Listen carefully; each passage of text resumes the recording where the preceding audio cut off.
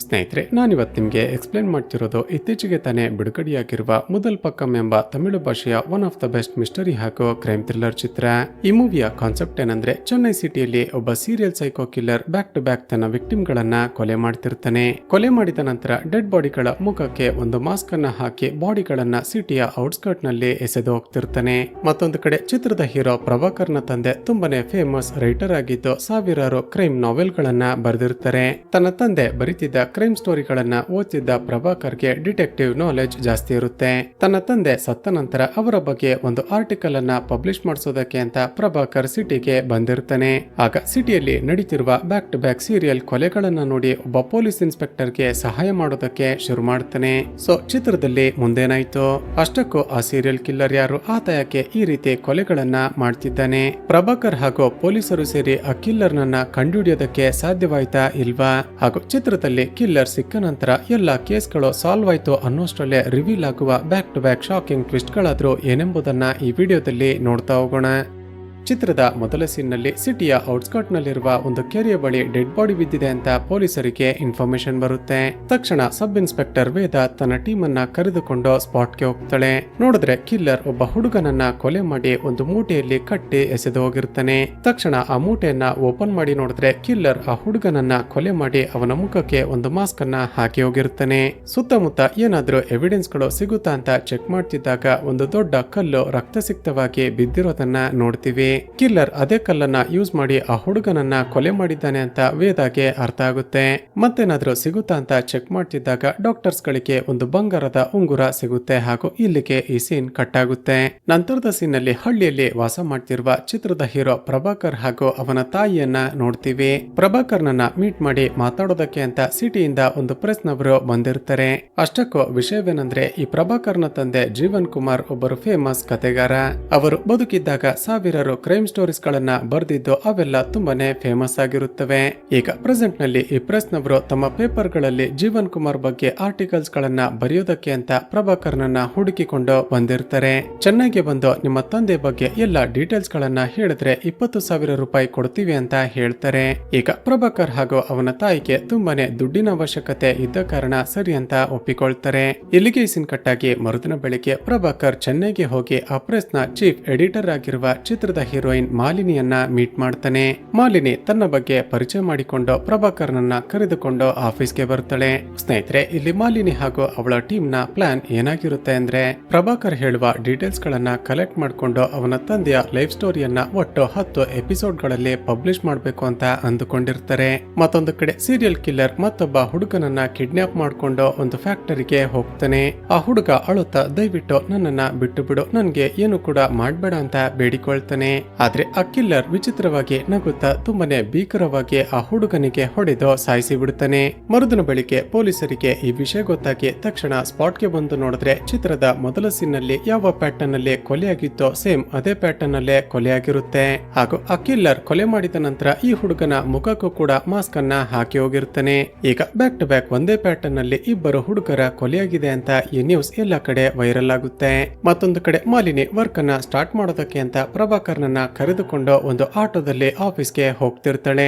ತುಂಬಾನೇ ಟ್ರಾಫಿಕ್ ಇದ್ದ ಕಾರಣ ಆಟೋ ಒಂದು ಜಾಗದಲ್ಲಿ ಸ್ಟಾಪ್ ಆಗುತ್ತೆ. ಅದೇ ಸಮಯಕ್ಕೆ ಅಲ್ಲಿಗೆ ಪೊಲೀಸರಿಂದ ತಪ್ಪಿಸಿಕೊಂಡು ಓಡಿ ಬರ್ತಿದ್ದ ಒಬ್ಬ ಕಳ್ಳ ತಾನು ಕದ್ದಿದ್ದ ಪರ್ಸ್ ಅನ್ನ ಮಾಲಿನಿ ಹಾಗೂ ಪ್ರಭಾಕರ್ ಕೂತಿದ್ದ ಆಟೋದ ಒಳಗಡೆ ಎಸೆದು ಬಿಡ್ತಾನೆ. ಅದನ್ನ ನೋಡಿದ ಇನ್ಸ್ಪೆಕ್ಟರ್ ರಮೇಶ್ ಏನಂದುಕೊಳ್ತಾನೆ ಅಂದ್ರೆ, ಮೋಸ್ಟ್ಲಿ ಆ ಕಳ್ಳ ಹಾಗೂ ಈ ಪ್ರಭಾಕರ್ ಇಬ್ಬರು ಕೂಡ ಒಂದೇ ಗ್ಯಾಂಗ್ ನವರು ಇರಬೇಕು ಅಂತ ಇಬ್ಬರನ್ನು ಅರೆಸ್ಟ್ ಮಾಡ್ತಾನೆ. ಅಲ್ಲೇ ಇದ್ದ ಮಾಲಿನಿ, ಸರ್ ಪ್ರಭಾಕರ್ ಕಳ್ಳ ಅಲ್ಲ ಅಂತ ಹೇಳ್ತಾಳೆ. ಆದ್ರೆ ರಮೇಶ್ ಆಕೆ ಮಾತನ್ನ ಇಗ್ನೋರ್ ಮಾಡಿ ಆ ಕಳ್ಳ ಹಾಗೂ ಪ್ರಭಾಕರ್ ಇಬ್ಬರನ್ನು ಜೀಪ್ ನಲ್ಲಿ ಸ್ಟೇಷನ್ಗೆ ಕರೆದುಕೊಂಡು ಹೊರಡುತ್ತಾನೆ.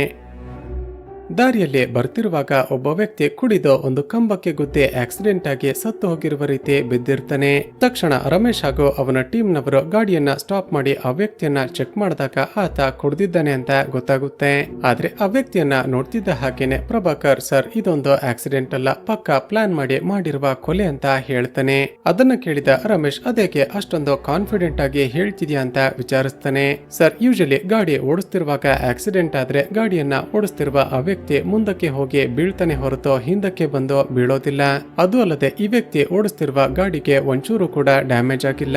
ಆತ ಗಾಡಿಯಲ್ಲಿ ಬರ್ತಿರುವಾಗ ಬಚ್ಚಿಟ್ಟುಕೊಂಡಿದ್ದ ಯಾರೊಬ್ಬ ವ್ಯಕ್ತಿ ಸಡನ್ ಆಗಿ ಅವನ ಮೇಲೆ ಅಟ್ಯಾಕ್ ಮಾಡಿ ಸಾಯಿಸಿದ್ದಾನೆ. ನಂತರ ಇದೊಂದು ಡ್ರಿಂಕ್ ಅಂಡ್ ಡ್ರೈವ್ ಕೇಸ್ ಅಂತ ಸ್ಟೇಜ್ ಮಾಡೋದಕ್ಕೆ ಆ ವ್ಯಕ್ತಿ ಸತ್ತ ನಂತರ ಅವನ ಮೇಲೆ ಡ್ರಿಂಕ್ಸ್ ಅನ್ನ ಚೆಲ್ಲಿದ್ದಾರೆ ಅಷ್ಟೇ ಅಂತ ಹೇಳ್ತಾನೆ. ಪ್ರಭಾಕರ್ ಇಷ್ಟೊಂದು ಅಬ್ಸರ್ವ್ ಮಾಡಿರೋದನ್ನ ನೋಡಿದ ರಮೇಶ್ಗೆ ತುಂಬಾನೇ ಆಶ್ಚರ್ಯ ಆಗುತ್ತೆ. ಮರುದಿನ ಬೆಳಿಗ್ಗೆ ಆ ವ್ಯಕ್ತಿಯ ಪೋಸ್ಟ್ ಮಾರ್ಟಮ್ ಆದಾಗ ಡಾಕ್ಟರ್ ಕೂಡ ಪ್ರಭಾಕರ್ ಏನನ್ನ ಹೇಳಿದ್ನೋ ಅದನ್ನೇ ಹೇಳ್ತಾರೆ. ಡಾಕ್ಟರ್ನ ಮಾತುಗಳನ್ನ ಕೇಳಿದ ರಮೇಶ್ಗೆ ಮತ್ತಷ್ಟು ಆಶ್ಚರ್ಯ ಆಗುತ್ತೆ. ಯಾಕಂದ್ರೆ ಪೊಲೀಸರಾಗಿರುವ ನಮಗೇನೆ ಆ ಬಾಡಿಯನ್ನ ನೋಡ್ತಿದ್ದ ಹಾಗೆ ಅದು ಕೊಲೆನ ಆಕ್ಸಿಡೆಂಟ್ ಅಂತ ಫೈಂಡ್ ಔಟ್ ಮಾಡೋದಕ್ಕೆ ಸಾಧ್ಯ ಆಗ್ಲಿಲ್ಲ. ಈ ಪ್ರಭಾಕರ್ ಹೇಗೆ ಅಷ್ಟು ಬೇಗ ಫೈಂಡ್ ಔಟ್ ಮಾಡ್ದ ಅಂತ ಅವನ ಬಳಿ ಹೋಗಿ ವಿಚಾರಿಸ್ತಾನೆ. ಅದಕ್ಕೆ ಪ್ರಭಾಕರ್ ಹೇಳ್ತಾನೆ, ಸರ್, ನನ್ನ ತಂದೆ ಒಬ್ಬರು ಫೇಮಸ್ ಸ್ಟೋರಿ ರೈಟರ್. ಅವರು ಬರೀತಿದ್ದ ಕ್ರೈಮ್ ಸ್ಟೋರಿಗಳನ್ನ ಓದ್ತಾ ನನಗೂ ಕೂಡ ಡಿಟೆಕ್ಟಿವ್ ಮೈಂಡ್ ಸೆಟ್ ಇಂಪ್ರೂವ್ ಆಗಿದೆ ಅಂತ ಹೇಳ್ತಾನೆ.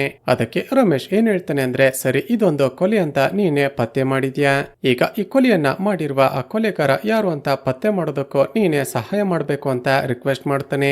ಸರಿ ಅಂತ ಪ್ರಭಾಕರ್ ಮೊದಲಿಗೆ ಕೊಲೆಯಾದ ಆ ವ್ಯಕ್ತಿಯ ಹೆಂಡತಿಯನ್ನ ಸ್ಟೇಷನ್ಗೆ ಕರೆದು ಎನ್ಕ್ವೈರಿ ಮಾಡೋದಕ್ಕೆ ಹೇಳ್ತಾನೆ. ಆಕೆ ತನ್ನ ಗಂಡನ ಕೊಲೆಯಾಗಿದೆ ಅಂತ ಗೊತ್ತಾಗ್ತಿದ್ದ ಹಾಗೆ ತುಂಬಾನೇ ಎಮೋಷನಲ್ ಆಗಿ ಅಳತಾಳೆ. ಹಾಗೂ ತನ್ನ ಗಂಡನ ಕೊಲೆಯಲ್ಲಿ ತನಗೆ ಯಾರ ಮೇಲೂ ಅನುಮಾನ ಇಲ್ಲ ಅಂತ ಹೇಳ್ತಾಳೆ.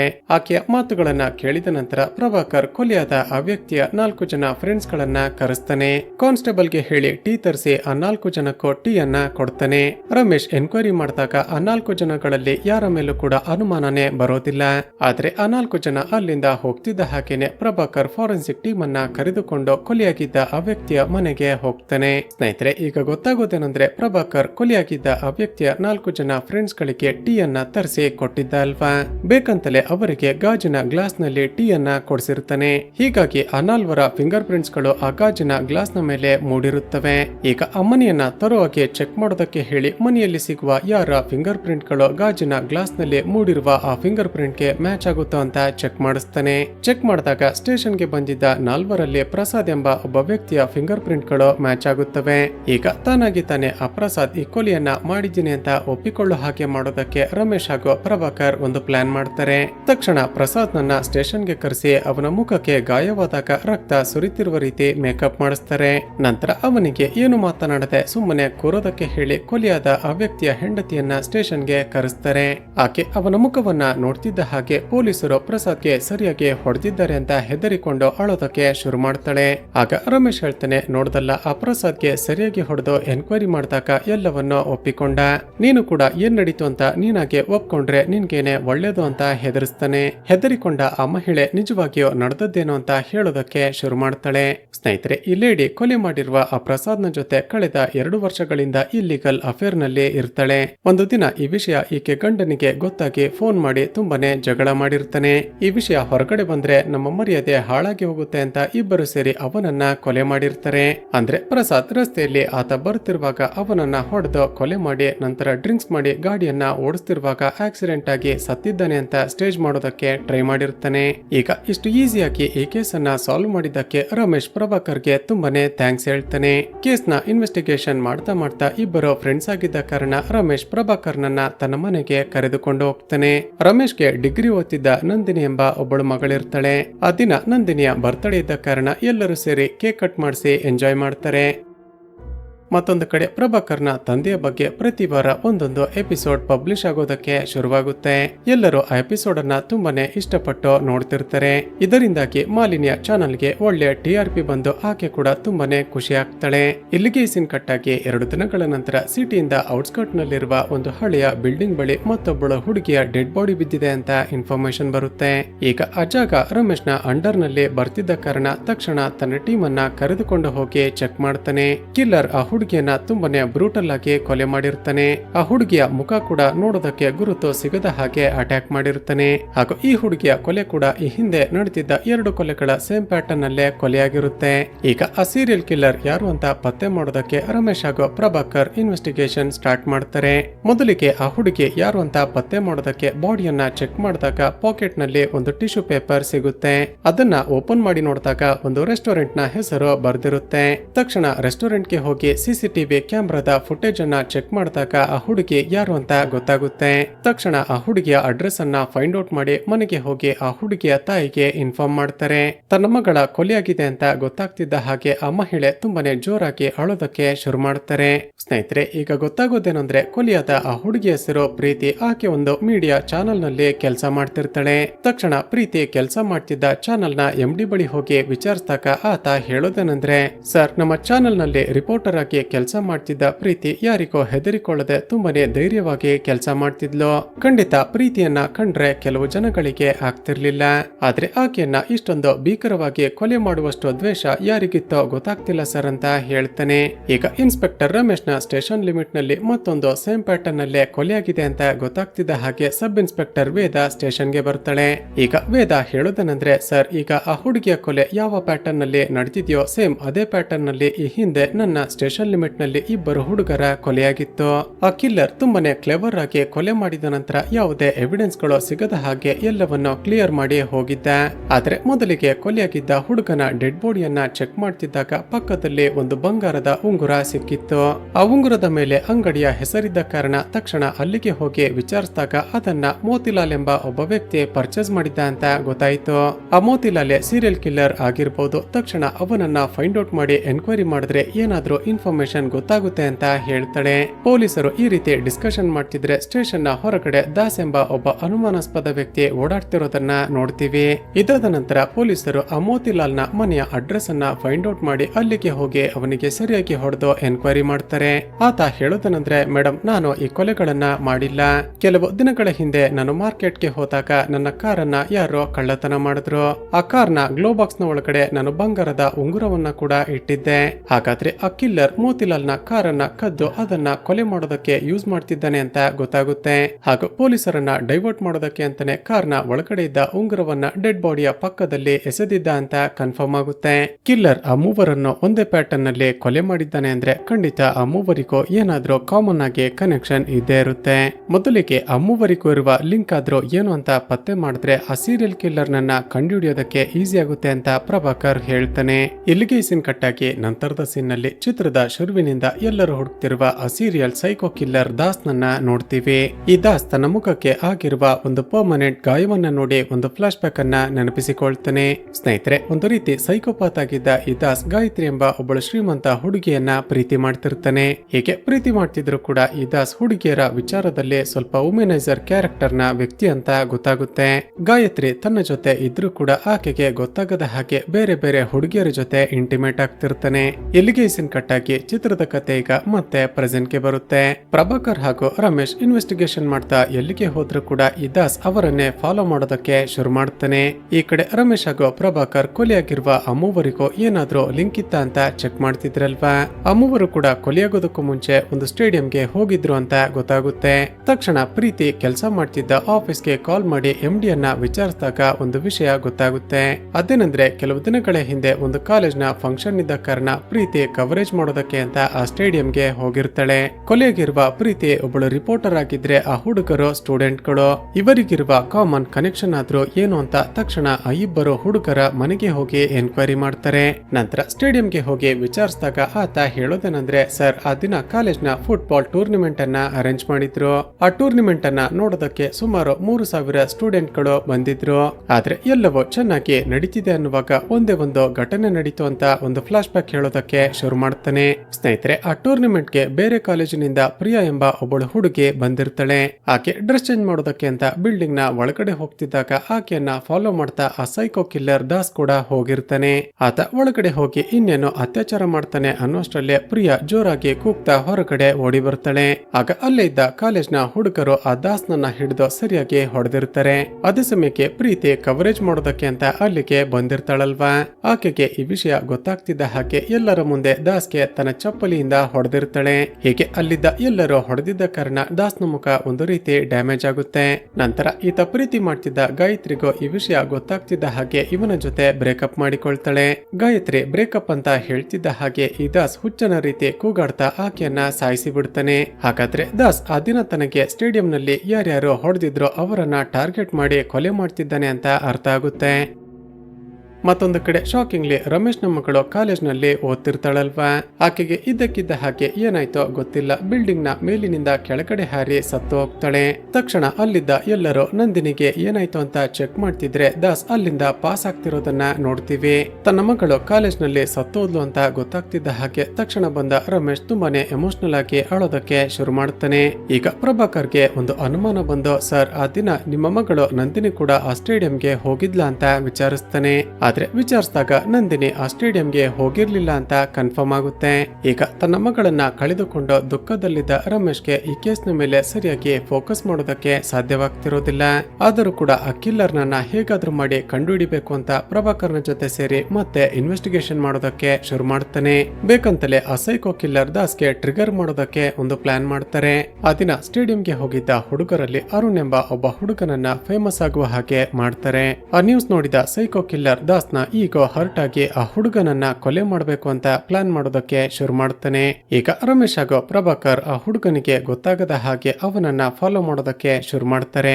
ಇವರು ಗೆಸ್ ಮಾಡಿದ ಹಾಗೆ ಆ ಸೈಕೋ ಕಿಲ್ಲರ್ ದಾಸ್ ಅರುಣ್ ಓದ್ತಿದ್ದ ಕಾಲೇಜ್ನ ಬಳಿಗೆ ಬರ್ತಾನೆ. ಇನ್ನೇನು ಅರುಣನ್ನ ಕಿಡ್ನಾಪ್ ಮಾಡಿಬಿಡ್ತಾನೆ ಅನ್ನೋಷ್ಟರಲ್ಲೇ ಅದನ್ನ ನೋಡಿದ ಪ್ರಭಾಕರ್ ತಕ್ಷಣ ಬಂದು ಅರುಣನ್ನ ಕಾಪಾಡ್ತಾನೆ. ಪ್ರಭಾಕರ್ ಅಲ್ಲಿಗೆ ಬರ್ತಿದ್ದ ಹಾಗೆ ದಾಸ್ ತಪ್ಪಿಸಿಕೊಂಡು ಎಸ್ಕೇಪ್ ಆಗ್ತಾನೆ. ತಕ್ಷಣ ಪ್ರಭಾಕರ್ ಚೇಸ್ ಮಾಡೋದಕ್ಕೆ ಶುರು ಮಾಡ್ತಾನೆ. ಹೀಗೆ ಚೇಸ್ ಮಾಡಿದ ಪ್ರಭಾಕರ್ ಇನ್ನೇನು ಆ ದಾಸ್ನನ್ನ ಹಿಡಿತಾನೆ ಅನ್ನೋಷ್ಟರಲ್ಲೇ ಆತ ಇವನ ಮೇಲೇನೆ ಅಟ್ಯಾಕ್ ಮಾಡಿ ಎಸ್ಕೇಪ್ ಆಗ್ತಾನೆ. ಇದಾಗಿ ಸ್ವಲ್ಪ ಸಮಯದ ನಂತರ ಶಾಕಿಂಗ್ಲಿ ಮತ್ತದೆ ಹಳೆ ಫ್ಯಾಕ್ಟರಿ ಒಳಗಡೆ ಮತ್ತೊಬ್ಬ ಹುಡುಗನ ಕೊಲೆಯಾಗಿದೆ ಅಂತ ಪೊಲೀಸರಿಗೆ ಇನ್ಫಾರ್ಮೇಶನ್ ಬರುತ್ತೆ. ತಕ್ಷಣ ಸ್ಥಳಕ್ಕೆ ಹೋದ ಪ್ರಭಾಕರ್ ಹಾಗೂ ರಮೇಶ್ ಚೆಕ್ ಮಾಡ್ತಿದ್ದಾಗ ರಕ್ತದ ಹನಿಗಳು ಬಿದ್ದಿರೋದನ್ನ ಪ್ರಭಾಕರ್ ಅಬ್ಸರ್ವ್ ಮಾಡ್ತಾನೆ. ಆ ರಕ್ತದ ಹನಿಗಳನ್ನೇ ಫಾಲೋ ಮಾಡ್ತಾ ಹೋದಾಗ ಶಾಕಿಂಗ್ಲಿ ಅಲ್ಲಿ ಮತ್ತೊಬ್ಬ ಹುಡುಗನ ಡೆಡ್ ಬಾಡಿ ಬಿದ್ದಿರುತ್ತೆ. ಇದರರ್ಥ ಆ ಸೈಕೋ ಕಿಲ್ಲರ್ ದಾಸ್ ಮತ್ತಿಬ್ಬರು ಹುಡುಗರನ್ನ ಕೊಲೆ ಮಾಡಿ ಅವರ ಮುಖಕ್ಕೆ ಮಾಸ್ಕ್ ಅನ್ನ ಹಾಕಿ ಹೋಗಿರ್ತಾನೆ. ಅದೇ ಸಮಯಕ್ಕೆ ಒಂದು ಪೊಲೀಸ್ ಡಾಗ್ ಒಂದು ದಿಕ್ಕಿನ ಕಡೆಗೆ ಓಡೋದಕ್ಕೆ ಶುರು ಮಾಡುತ್ತೆ. ತಕ್ಷಣ ಪ್ರಭಾಕರ್ ಆ ಡಾಗ್ ಅನ್ನ ಫಾಲೋ ಮಾಡ್ತಾ ಹೋಗಿ ನೋಡಿದ್ರೆ ಹಳೆಯ ಬಿಲ್ಡಿಂಗ್ ನ ಒಳಗಡೆ ಆ ಸೈಕೋ ಕಿಲ್ಲರ್ ದಾಸ್ ನಿಂತಿರ್ತಾನೆ. ಪ್ರಭಾಕರ್ ನನ್ನ ನೋಡ್ತಿದ್ದ ಹಾಗೇನೆ ಆ ದಾಸ್ ವಿಚಿತ್ರವಾಗಿ ನಗುತ್ತಾ ತಾನ್ಯಾಕೆ ಕೊಲೆಗಳನ್ನ ಮಾಡ್ತಿದ್ದೀನಿ ಅಂತ ಎಕ್ಸ್ಪ್ಲೇನ್ ಮಾಡಿ ಅವನ ಮೇಲೆ ಅಟ್ಯಾಕ್ ಮಾಡೋದಕ್ಕೆ ಶುರು ಮಾಡ್ತಾನೆ. ಪ್ರಭಾಕರ್ ಕೂಡ ಅವನ ಜೊತೆ ಫೈಟ್ ಬ್ಯಾಕ್ ಮಾಡೋದಕ್ಕೆ ಶುರು ಮಾಡ್ತಾನೆ. ಹೀಗೆ ಫೈಟ್ ಮಾಡ್ತಿರುವಾಗ ಆ ಸೈಕೋ ಕಿಲ್ಲರ್ ದಾಸ್ ಮೇಲಿನಿಂದ ಕೆಳಗಡೆ ಬಿದ್ದು ಕೋಮಾಗೆ ಹೊರಟು ಹೋಗ್ತಾನೆ. ತಕ್ಷಣ ಅವನನ್ನ ಹಾಸ್ಪಿಟಲ್ಗೆ ಅಡ್ಮಿಟ್ ಮಾಡಿ ಹೊರಗಡೆ ಬರುವಾಗ ರಮೇಶ್ ಹಾಗೂ ಪ್ರಭಾಕರ್ ಲೇಟ್ ಆಗಿ ಸ್ಮೈಲ್ ಮಾಡ್ತಾರೆ. ಸ್ನೇಹಿತರೆ, ಈಗ ಚಿತ್ರದಲ್ಲಿ ನಾವ್ಯಾರು ಕೂಡ ಎಕ್ಸ್ಪೆಕ್ಟೇ ಮಾಡಿರದ ಒಂದು ಅನ್ಎಕ್ಸ್ಪೆಕ್ಟೆಡ್ ಟ್ವಿಸ್ಟ್ ರಿವೀಲ್ ಆಗುತ್ತೆ. ಇನ್ಸ್ಪೆಕ್ಟರ್ ರಮೇಶ್ ನ ಮಗಳು ಕಾಲೇಜ್ನ ಮೇಲಿನಿಂದ ಕೆಳಗಡೆ ಹಾರಿ ಸತ್ತೋದ್ಲಲ್ವಾ. ತನ್ನ ಮಗಳ ಅಂತಿಮ ಸಂಸ್ಕಾರವನ್ನ ಮುಗಿಸಿದ ನಂತರ ರಮೇಶ್ ಪ್ರಭಾಕರ್ನನ್ನ ಮನೆಗೆ ಕರೆಸಿ ಅಳುತ್ತಾ ಒಂದು ಫ್ಲಾಶ್ ಬ್ಯಾಕ್ ಅನ್ನ ಹೇಳಿರ್ತಾನೆ. ಸ್ನೇಹಿತರೆ, ನಂದಿನಿ ಓದ್ತಿದ್ದ ಕ್ಲಾಸ್ ನಲ್ಲಿ ಅವಳಿಗೆ ಗುರು ಎಂಬ ಒಬ್ಬ ಫ್ರೆಂಡ್ ಇರ್ತಾನೆ. ಆತ ಡೇ ಬೈ ಡೇ ನಂದಿನಿ ಜೊತೆ ಕ್ಲೋಸ್ ಆಗಿ ಆಕೆ ಜೊತೆ ಕಂಬೈನ್ ಸ್ಟಡೀಸ್ ಮಾಡ್ತಿರ್ತಾನೆ. ನಂದಿನಿ ಕೂಡ ಫ್ರೆಂಡ್ ಅಲ್ವಾ ಅಂತ ಅವನಿಗೆ ಸ್ಟಡೀಸ್ ನಲ್ಲಿ ಹೆಲ್ಪ್ ಮಾಡ್ತಾ ತುಂಬಾನೇ ಕ್ಲೋಸ್ ಆಗಿರ್ತಾಳೆ. ಹೀಗಿರುವಾಗ್ಲೇ ಒಂದು ದಿನ ಎಕ್ಸಾಮ್ ನ ಟೈಮ್ ನಲ್ಲಿ ಬೇಕಂತಲೇ ನಂದಿನಿಯ ಹಾಲ್ ಟಿಕೆಟ್ ಅನ್ನ ಕದ್ದಿರ್ತಾನೆ. ನಂದಿನಿ, ಮೋಸ್ಟ್ಲಿ ನಿನ್ನ ಹಾಲ್ ಟಿಕೆಟ್ ಅನ್ನ ನಿನ್ನ ಮನೆಯಲ್ಲೇ ಮರೆತು ಬಂದಿರಬಹುದು. ತಕ್ಷಣ ನಾವಿಬ್ರು ಗಾಡಿಯಲ್ಲಿ ನಿನ್ನ ಮನೆಗೆ ಹೋಗಿ ಹಾಲ್ ಟಿಕೆಟ್ ತರೋಣ ಅಂತ ಬರ್ತಿರುವಾಗ ಆಕ್ಸಿಡೆಂಟ್ ಆಗಿ ಗಾಡಿ ಸ್ಟಾರ್ಟೇ ಆಗೋದಿಲ್ಲ. ಎಕ್ಸಾಮ್ಗೆ ಬೇರೆ ಟೈಮ್ ಆಗ್ತಿದೆ. ಈಗೇನ್ ಮಾಡೋದು ಅಂತ ಯೋಚನೆ ಮಾಡ್ತಿರುವಾಗ ಅದೇ ರಸ್ತೆಯಲ್ಲಿ ಒಬ್ಬ ಪೊಲಿಟಿಷಿಯನ್ ನ ಮಗನ ಕಾರು ಬರುತ್ತೆ. ಡ್ರಾಪ್ ಕೇಳಿದಾಗ ಆ ಕಾರನ್ನ MLA ಮಗ ಆಗಿರುವ ರಾಜೇಶ್ ಡ್ರೈವ್ ಮಾಡ್ತಿರ್ತಾನೆ. ಸರಿ ಬನ್ನಿ ಡ್ರಾಪ್ ಕೊಡ್ತೀನಿ ಅಂತ ಇಬ್ಬರನ್ನು ಕಾರಿನ ಒಳಗಡೆ ಹತ್ತಿಸಿಕೊಂಡಾಗ್ಲೇ ನಂದಿನಿಗೆ ಒಂದು ಶಾಕಿಂಗ್ ವಿಷಯ ಗೊತ್ತಾಗಿರುತ್ತೆ. ಅದೇನಂದ್ರೆ ಈ ರಾಜೇಶ್ ಹಾಗೂ ಗುರು ಇಬ್ಬರು ಕೂಡ ಕ್ಲೋಸ್ ಫ್ರೆಂಡ್ಸ್ ಗಳು. ನಂದಿನಿಯನ್ನ ಟ್ರ್ಯಾಪ್ ಮಾಡೋದಕ್ಕೆ ಅಂತಾನೆ ಗುರು ಇಷ್ಟೆಲ್ಲ ಪ್ಲಾನ್ ಮಾಡಿ ಗಾಡಿ ಕೆಟ್ಟಿರೋ ರೀತಿ ನಾಟಕ ಮಾಡಿ ಈ ಕಾರ್ನ ಒಳಗಡೆ ಹತ್ತಿಸಿರ್ತಾನೆ. ಹೆದರಿಕೊಂಡ ನಂದಿನಿ, ದಯವಿಟ್ಟು ನನ್ಗೇನು ಕೂಡ ಮಾಡ್ಬೇಡಿ, ನನ್ನನ್ನ ಬಿಟ್ಟು ಬಿಡಿ ಅಂತ ಬೇಡಿಕೊಳ್ತಾಳೆ. ಆದ್ರೆ ಗುರು ಹಾಗೂ ರಾಜೇಶ್ ಕಾರಿನಲ್ಲಿ ಹೋಗ್ತಿರುವಾಗ್ಲೇ ಒಬ್ಬರಾದ ಮೇಲೊಬ್ಬರಂತೆ ನಂದಿನಿಯ ಮೇಲೆ ಅತ್ಯಾಚಾರ ಮಾಡ್ತಾರೆ. ಹೀಗೆ ಇಬ್ಬರು ಬರ್ತಿರುವಾಗ್ಲೇ ನಂದಿನಿ ತಂದೆ ರಮೇಶ್ ತನ್ನ ಟೀಮ್ ನ ಜೊತೆ ರಸ್ತೆಗೆ ಬ್ಯಾರಿಕೇಡ್ ಗಳನ್ನ ಹಾಕಿ ಎಲ್ಲಾ ಕಾರ್ಗಳನ್ನ ಚೆಕ್ ಮಾಡ್ತಿರ್ತಾನೆ. ಇವರ ಕಾರನ್ನ ಕೂಡ ಅಡ್ಡ ಹಾಕ್ತಾರೆ. ಒಳಗಡೆ ಇದ್ದ ನಂದಿನಿ ತನ್ನ ತಂದೆಯನ್ನ ನೋಡ್ತಿದ್ದ ಹಾಗೆ ಜೋರಾಗಿ ಕೂಗಿಕೊಳ್ಳೋದಕ್ಕೆ ಪ್ರಯತ್ನ ಪಡ್ತಾಳೆ. ಆದ್ರೆ ಹಿಂದಿನ ಸೀಟ್ ನಲ್ಲಿ ಕೂತಿದ್ದ ಗುರು ನಂದಿನಿ ಕಿರುಚಿಕೊಳ್ಳದ ಹಾಗೆ ಆಕೆ ಬಾಯನ್ನ ಮುಚ್ಚಿರುತ್ತಾನೆ. ಆ ಕಾರನ್ನ ಡ್ರೈವ್ ಮಾಡ್ತಿರೋದು MLA ಮಗ ರಾಜೇಶ್ ಅಂತ ಗೊತ್ತಾದ ನಂತರ ರಮೇಶ್ ಕಾರನ್ನ ಬಿಟ್ಟಿರ್ತಾನೆ. ಇಲ್ಲಿಗೆ ಕಟ್ಟಾಗಿ ಆ ದಿನ ರಾತ್ರಿ ರಮೇಶ್ ಡ್ಯೂಟಿ ಮುಗಿಸಿಕೊಂಡು ಮನೆಗೆ ಹೋದಾಗ ನಂದಿನಿ ರೂಮ್ ನಲ್ಲಿ ಒಬ್ಬಳೆ ಅಳುತ್ತಾ ಕೂತಿರ್ತಾಳೆ. ಏನಾಯ್ತು ಅಂತ ವಿಚಾರಿಸಿದಾಗ ನಂದಿನಿ ಅಳುತ್ತಾ ಎಲ್ಲವನ್ನೂ ಎಕ್ಸ್ಪ್ಲೇನ್ ಮಾಡ್ತಾಳೆ. ನಾನು ಸರಿಯಾಗಿ ಆ ಕಾರನ್ನ ಚೆಕ್ ಮಾಡಿದ್ರೆ ನಿನಗೆ ಈ ಪರಿಸ್ಥಿತಿ ಬರ್ತಿರ್ಲಿಲ್ಲ ಅಂತ ರಮೇಶ್ ಕೂಡ ತನ್ನ ಮಗಳನ್ನ ಹಗ್ ಮಾಡಿ ತುಂಬಾನೇ ಅಳ್ತಾನೆ. ನಡೆದದ್ದನ್ನ ಮರೆತು ತನ್ನ ಮಗಳು ಮತ್ತೆ ನಾರ್ಮಲ್ ಆಗ್ಬೇಕು ಅಂತ ರಮೇಶ್ ತುಂಬಾನೇ ಮೋಟಿವೇಟ್ ಮಾಡ್ತಿರ್ತಾನೆ. ಹಾಗೂ ತನ್ನ ಮಗಳ ಮೇಲೆ ಅತ್ಯಾಚಾರ ಮಾಡಿದ್ದ ಆ ರಾಜೇಶ್ ಹಾಗೂ ಗುರುಗೆ ಸರಿಯಾಗಿ ಬುದ್ಧಿ ಕಲಿಸ್ಬೇಕು ಅಂತ ಕಾಯ್ತಿರ್ತಾನೆ.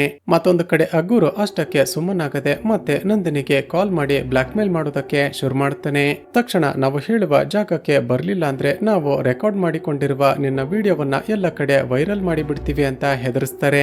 ಅವರ ಬ್ಲಾಕ್ ಮೇಲ್ ನಿಂದಾಗಿ ಮತ್ತಷ್ಟು ಬ್ರೇಕ್ ಡೌನ್ ಆದ ನಂದಿನಿ ತಕ್ಷಣ ಬಿಲ್ಡಿಂಗ್ ನ ಮೇಲಿನಿಂದ ಕೆಳಗಡೆ ಹಾರಿ ಸತ್ತು ಹೋಗಿರ್ತಾಳೆ. ಸ್ನೇಹಿತರೆ, ಇದರರ್ಥ ನಂದಿನಿಯದ್ದು ಕೊಲೆಯಲ್ಲ, ಬದಲಿಗೆ ಆಕೆನೆ ಮಾಡಿಕೊಂಡ ಆತ್ಮಹತ್ಯೆ.